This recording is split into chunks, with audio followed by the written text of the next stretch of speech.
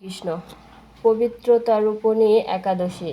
একদিন মহারাজ যুধিষ্ঠির ভগবান শ্রীকৃষ্ণকে জিজ্ঞেস করলেন, হে প্রভু, শ্রাবণ মাসের শুক্লপক্ষে একাদশীর নাম কি, তা কৃপা করে আমাকে বলুন। শ্রীকৃষ্ণ বললেন, হে মহারাজ, এখন আমি সেই পবিত্র ব্রত মাহাত্ম্য বর্ণনা করছি, মনোযোগ দিয়ে তা শ্রবণ করুন।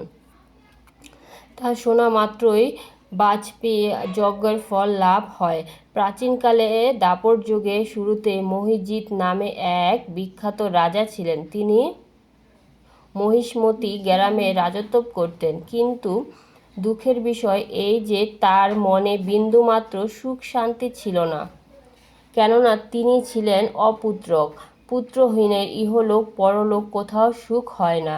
এইরূপ চিন্তা করতে করতে বহুদিন কেটে গেল, কিন্তু তবুও পুত্রর মুখ দর্শনে রাজা বঞ্চিত রইলেন।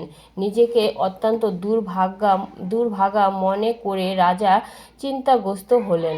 প্রজাদের সামনে গিয়ে বলতে লাগলেন, হে প্রজাবৃন্দ, তোমরা শোনো, আমি এই জন্মে তো কোনো পাপ কাজ করিনি, অন্যায়ভাবে আমি আমার রাজকোষ বৃদ্ধি করিনি, ব্রাহ্মণ বা দেবতাদের সম্পদ কখনো গ্রহণ করিনি, উপরন্তু প্রজাদের পুত্রের মতো পালন করেছি, ধর্ম অনুযায়ী পৃথিবীর শাসন করেছি, দুষ্টদের যথা অনুরূপ দণ্ড দিয়েছি, স্বজন ব্যক্তি যে যথাযোগ্য সম্মান করত কখনো অবহেলা করিনি। তাই হে ব্রাহ্মণগণ, এ প্রকার ধর্মপথ অবলম্বন করা কেন আমার পুত্র লাভ হল না, তা আপনারা কৃপা করে অনুসন্ধান করুন।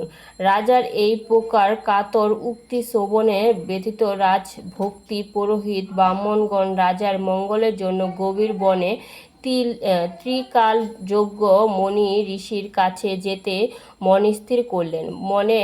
বনের মধ্যে ঋষিদের আশ্রম সকল দেখতে দেখতে তারা এক মণির সন্ধান পেলেন।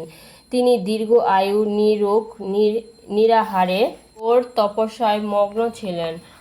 সর্বশাস্ত্র যজ্ঞ, ধর্মতত্ত্ব যজ্ঞ ও ত্রিকাল যজ্ঞ সে মহামণির লোমশ নামে পরিচিত। ব্রহ্মার এক কল্প অতিবাহিত হলে মণিবরের গায়ে একটি লোম পরিত্যাগ হতো। এ কারণে এই মহামণির নাম লোমশ। তাকে দেখে সকলে ধন্য হলেন।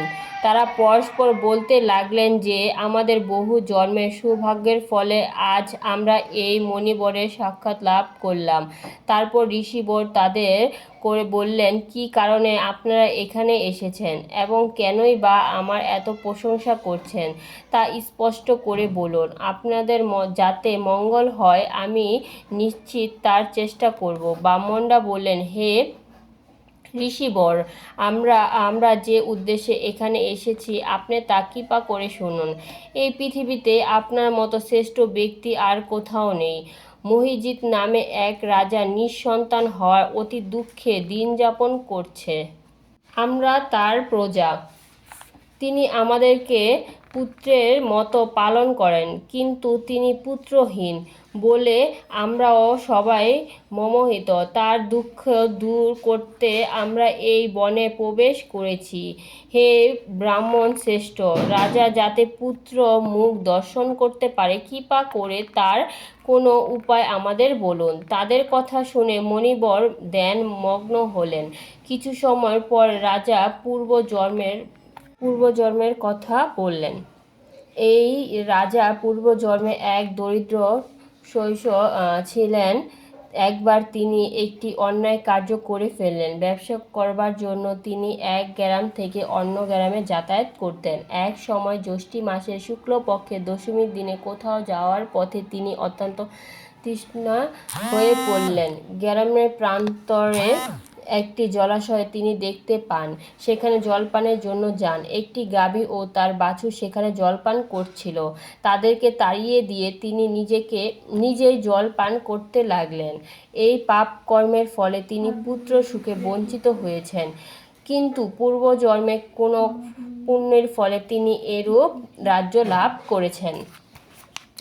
হে মণিবর, শাস্ত্রে আছে যে পুণ্যের ধারায় পাপ ক্ষয় হয়। তাই আপনি এমন একটি পুণ্য ব্রত উপদেশ করুন যাতে তার পাপ দূর হয় এবং আপনার অনুগ্রহে তিনি পুত্র সন্তান লাভ করতে পারে। লোমশ মণি বললেন, শ্রাবণ মাসের শুক্লপক্ষে পবিত্রতা রূপণী একাদশী ব্রত ফল প্রদান